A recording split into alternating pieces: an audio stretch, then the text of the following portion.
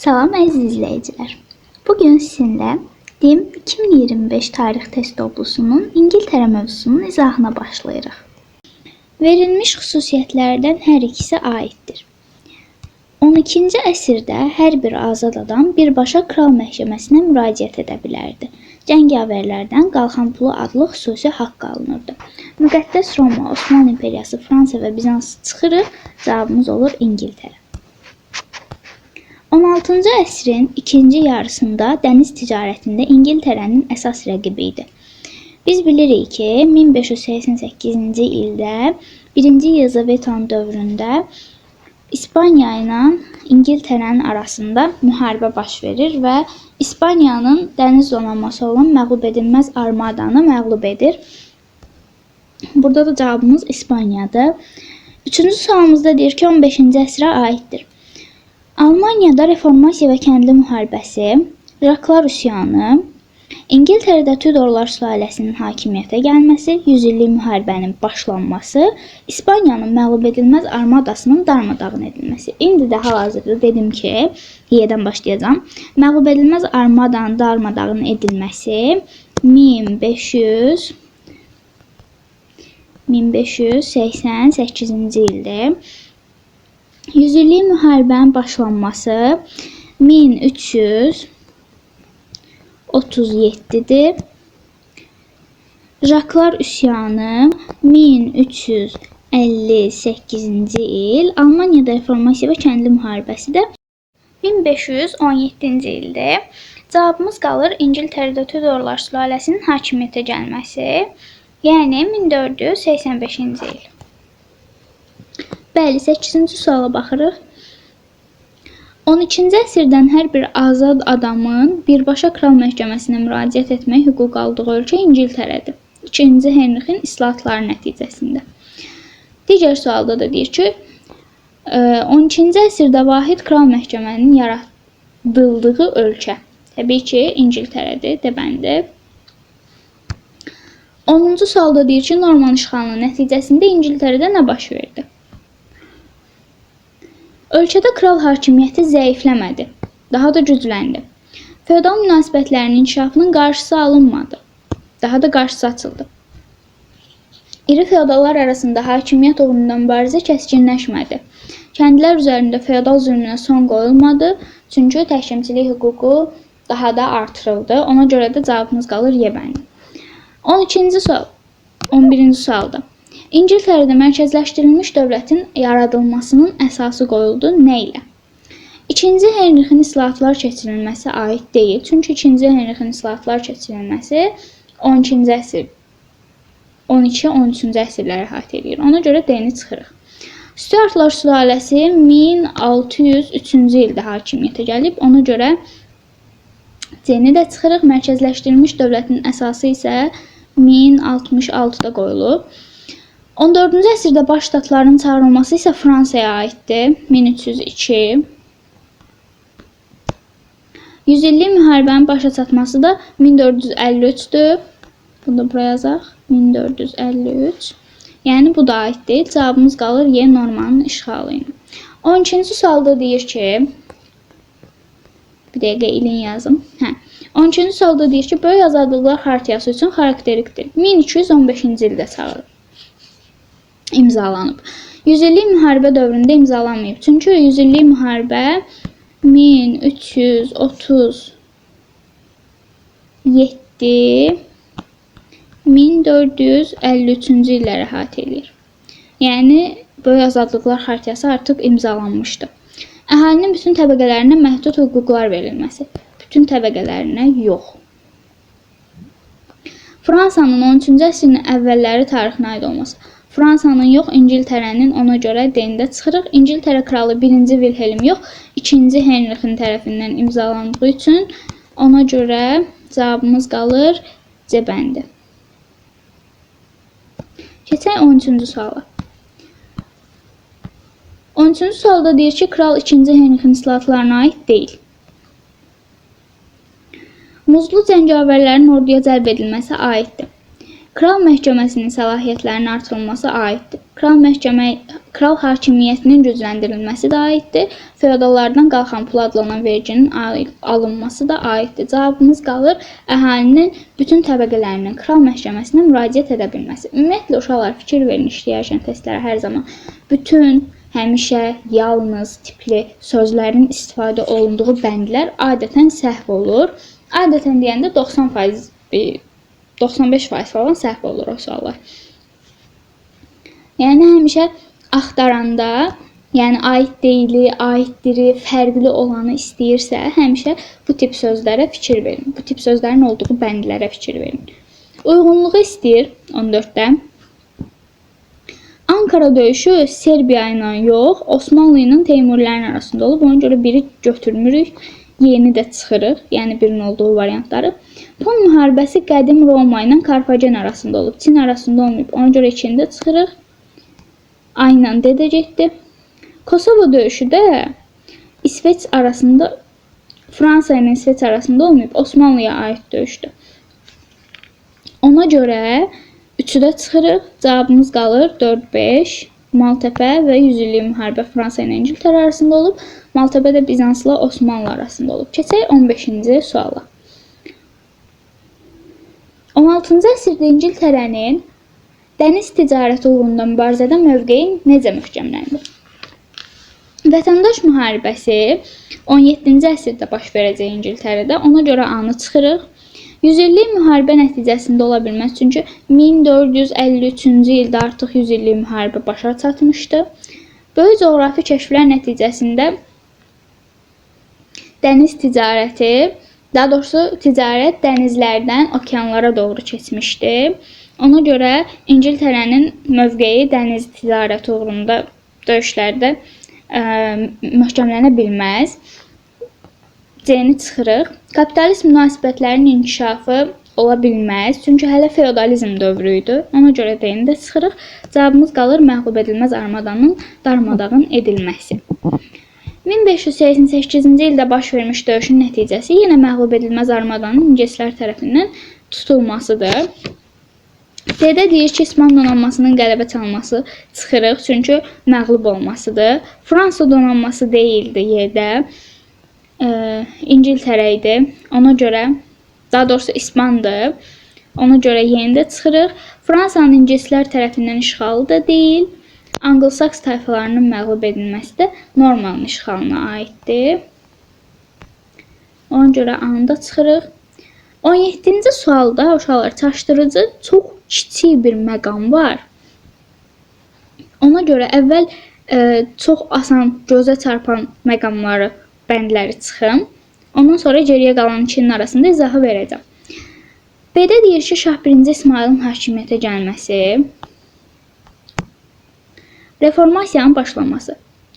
1517-ci ildə reformasiya başlayıb, 1500-cü il, 1501-ci ildə də Şah 1-ci İsmail hakimiyyətə gəlib. Ona görə bu eyni ildə baş verən hadisələr deyil. B-ni çıxırıq. İngiltərədə Tudorlar hakimiyyətə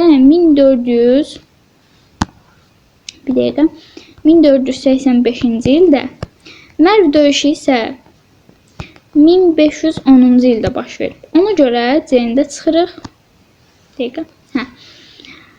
D-də isə deyir ki, Amasya sülhünün imzalanması 1555, Səfəvilərin paytaxtının Qəzvindən köçürülməsi.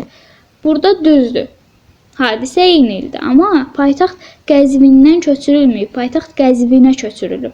Ona görə D-ni çıxırıq. Uşaqlar, adı deyir ki, Səlcuqların Rəvvadilər dövlətini özlərinə tabe etməsi. Katolik kilsəsinin parçalanması. Bəli, hadisə 1054-cü ildə baş verib. Amma Rəvvadilər dövləti özü tabe olub Səlcuqlara. Səlcuqlar onları tabe etməyib. Ona görə A-nı səhv götürürük. Cavabımız qalır Y bəndi. 1066-cı il. Həm Şirvanşahlar Səlcuqlara tabe olub, həm də Hastings döyüşü baş verib. İngiltərədə Tudorlar sülaləsinin hakimiyyətə gəlməsinin nəticəsində biz bilirik ki, 1485-ci ildə 1603-cü ilə kimi Tudorlar sülaləsi hakimiyyətdə olub və 1455-1485-ci illər Alqızılgül və Alqızılgül müharibəsi nəticəsində Tudorlar sülaləsi hakimiyyətə gəlib. 100 illik müharibəyə son qoyuldu deyir A bəndində. 100 illik müharibə 1453-cü ildə son qoyulub. Ona görə A-nı çıxırıq. Lordlar Palatasının hüquqları ləğv edildi. Lordlar Palatasının hüquqlarının ləğv edilməsi 1649-53-cü illər hakimiyyətdə olmuş respublika var. Həmin respublikanın dövründə ləğv edilib. Ona görə B-ni də çıxırıq. Mərkəzləşmiş dövlətin əsası qoyuldu. Mərkəzləşmiş dövlətin əsası 1066-da qoyulub. 1-ci Vilhelmin dövründə. O İtaliya üsyanında 1381-ci ildə baş verib. Ona görə cavabımız qalır Y bəndi. Mərkəzi hakimiyyət güclənir. 19-da deyir ki, o İtaliya üsyanının səbəblərindən biri. Reformasiya və cənnət qəbzləri Almaniyaya aid ifadələrdir. Ona görə D-ni çıxırıq. Fransada feodal zülmünün güclənməsi nəticəsində Jaklar üsyanı baş vermişdi. O İtaliya İngiltərəyə aiddir. Ona görə B-ni də çıxırıq. Manufakturalarda təhkimli kəndlilərin istismar edilməsində çıxırıq. Cavabımız qalır yoxsullara qarşı amansız qanunların verilməsi. Uyğunluğu müəyyən edin. İkinci Henrixin islahatları məhkəmə sahəsində və hərbi sahədə. Məhkəmə sahəsində aya baxırıq. Ada deyir ki, bütün əhali kral məhkəməsinə müraciət edə bilərdi. Bayaq da dediyim kimi, bütün sözü varsa, burada bir bit yeneyi var. Bütün azad əhali yazsaydı, A-nı götürərdik. Ona görə bu səhv olur. 1-ə A-nın olduğu variantları çıxırıq. D ilə Y getdi işinin dalıydı.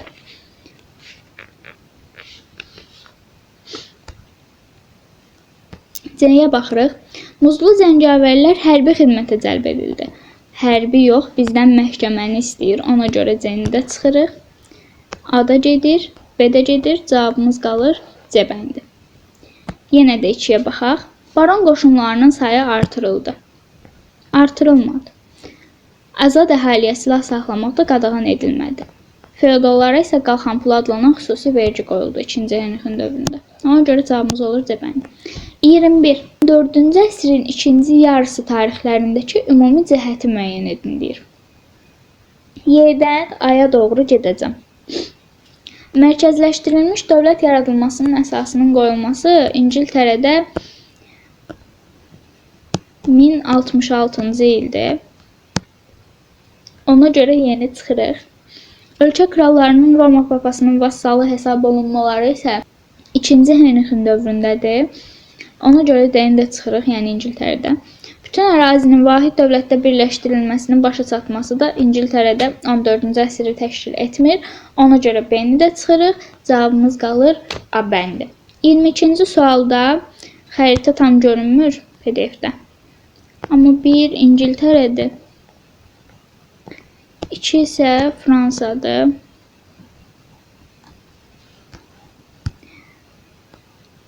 Kral 2-ci Henrixin islahatlar keçirməsi. Bir də uşaqlar suala fikir verin. 12-ci əsr tarixinə aid uyğunluğu istəyirəm. Ona görə 1-ə A-nı götürəcəyik. 3-ə C-ni götürəcəyik. Xaç yürüşündə iştirak etmələri həm Fransaya, həm də İngiltərəyə aiddir. İngiltərənin adı yadımdan çıxdı. Daha sonra 2-yə də D-ni götürəcəyik. Mərkəzləşdirmə siyasətinin başlanması Fransaya aiddir. İlk parlamentin çağırılması hər ikisində ayrı-ayrı illərdədir. İngiltərədə bayaq da dedim 1265-də, Fransada isə 1302-dədir. Ona görə heç birini aid eləmirik yeri. C-B-də ona görə çıxır. 23-cü sualda biraz qarışıqdır. İngiltərədə 11-ci əsrin birinci yarısından fərqli olaraq, yəni 11-ci əsrin birinci yarısına aid olmasın heç bir seçdiyimiz. Amma 11-ci əsrin ikinci yarısında olsun, bir də 12-ci əsrdə olsun. Biz 12-ci əsrin C variantına baxaq. Deyir ki, şəhərlər özünün idarə hüququ qazandı. Biz bilirik ki, İngiltərədə şəhərlər yarananda onların Fransadan fərqli cəhəti var idi ki, şəhərlər özünün idarə hüququ qazanmamışdılar. Ona görə 2-yə C-ni harda görürüksə çıxırıq.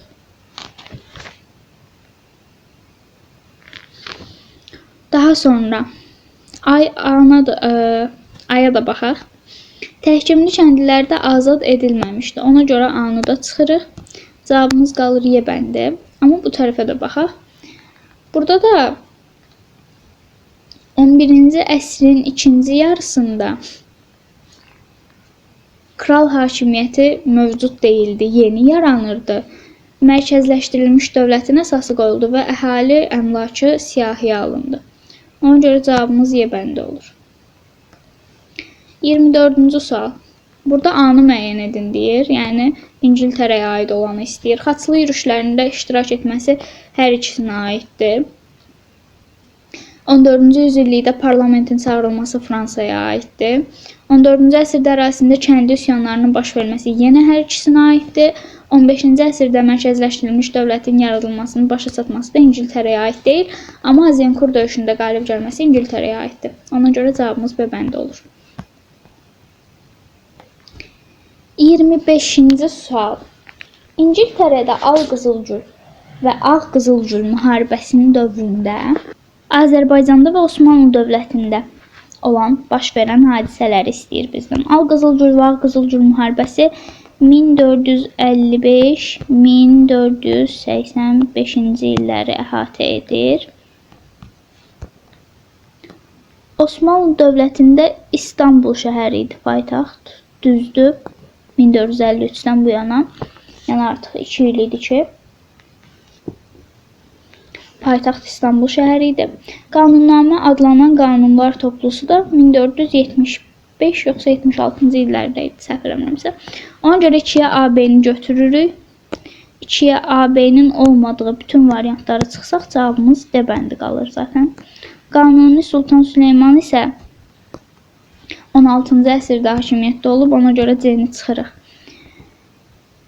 26-cı sualda deyir ki, 100 illik müharibə dövründə 1367-1453-cü illər Azərbaycanda və Osmanlı dövlətində.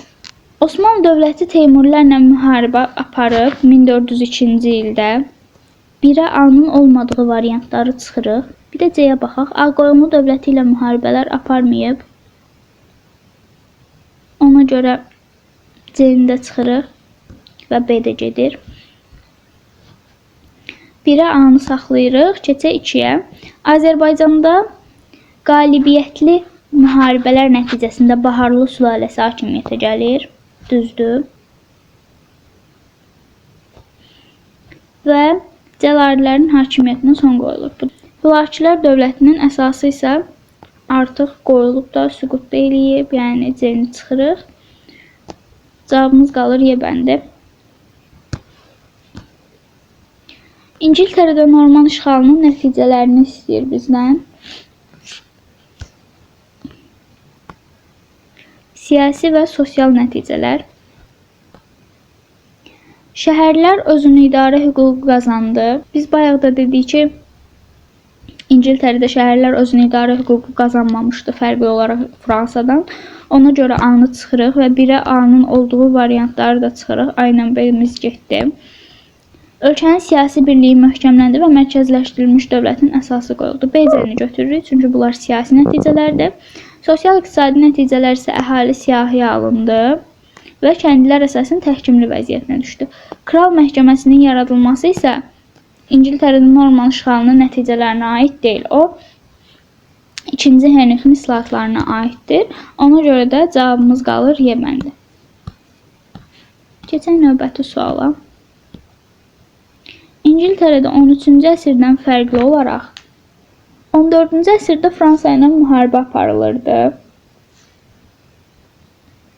Amma bu 13-cü əsrdən fərqli deyil. Ona görə A-nı çıxırıq. 1-ə A-nın olduğu variantları da çıxırıq. B getdi. Parlament qanunlarının verilməsində iştirak etmək hüququ qazandı. 1-ə C-ni götürürük.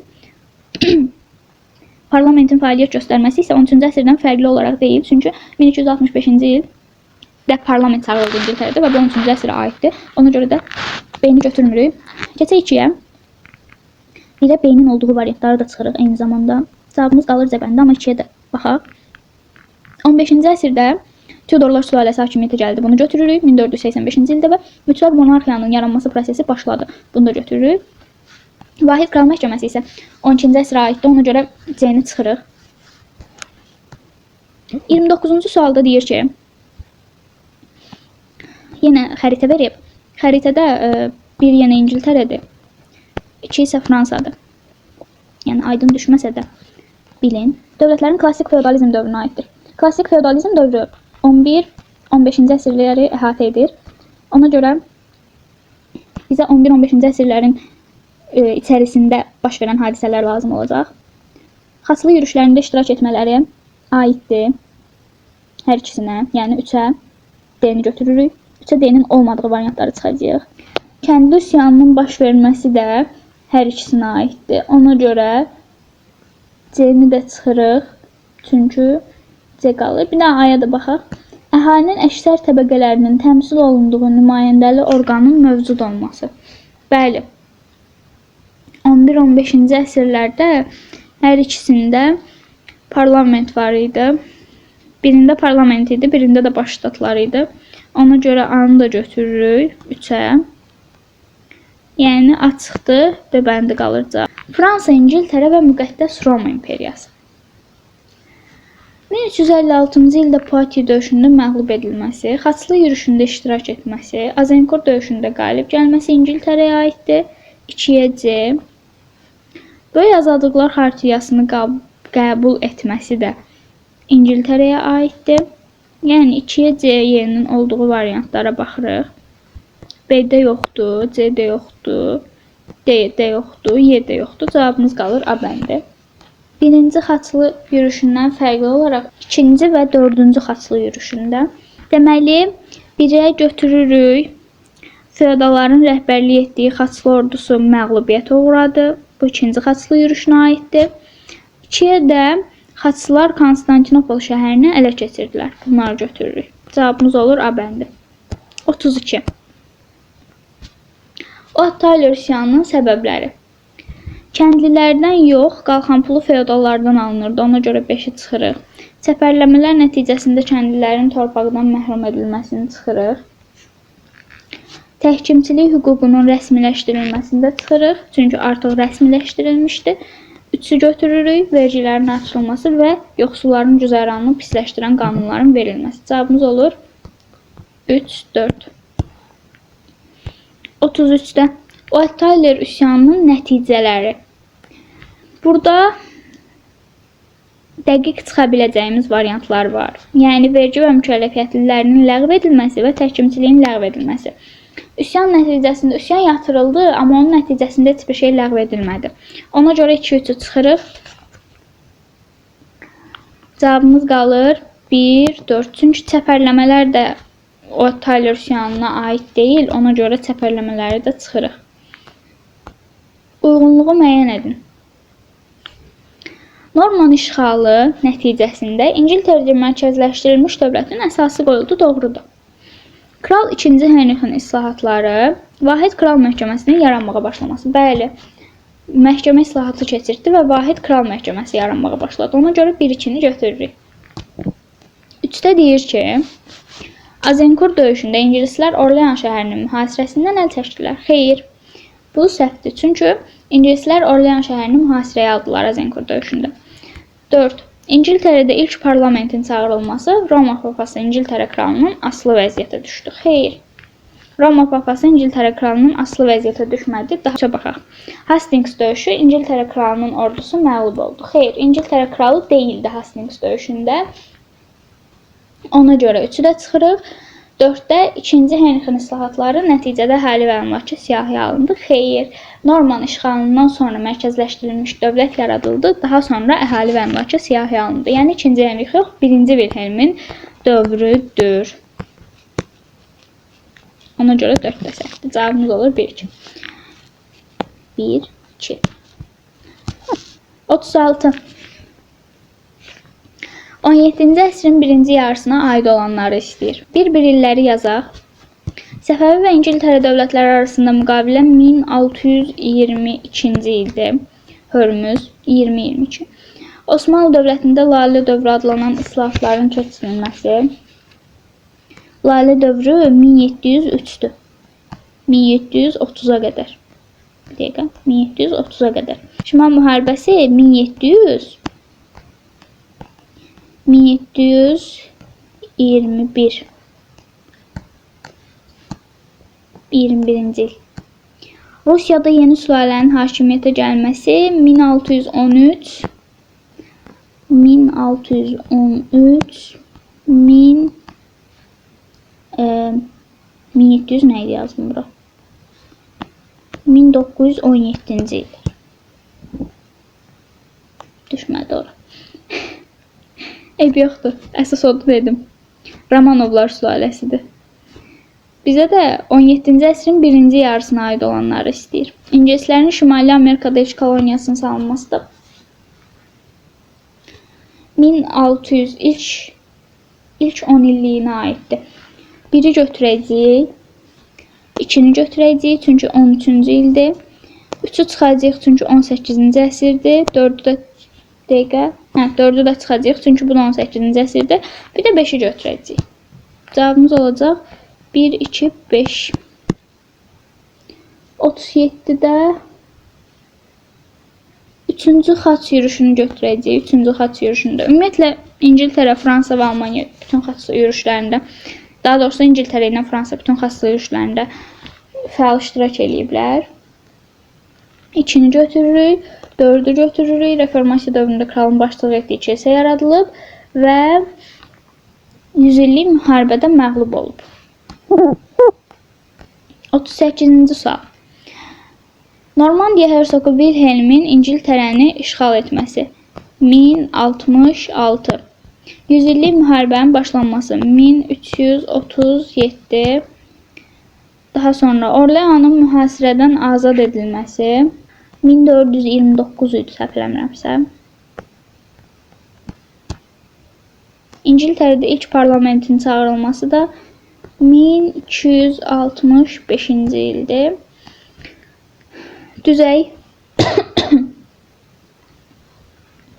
1, 4, 2, 3. 39'da da yine xronoloji ardıcıllıq istəyir. Otal üsyanı 1381'dir. Daha sonra Fransa'da ilk dəfə baş ştatların çağırılması 1302'dir. 100 illik müharibənin başa çatması 1453'dür. Tudorların İngiltərədə hakimiyyətə gəlməsi də 1485-ci ildir. Deməli, düzey 2, 1, 3, 4.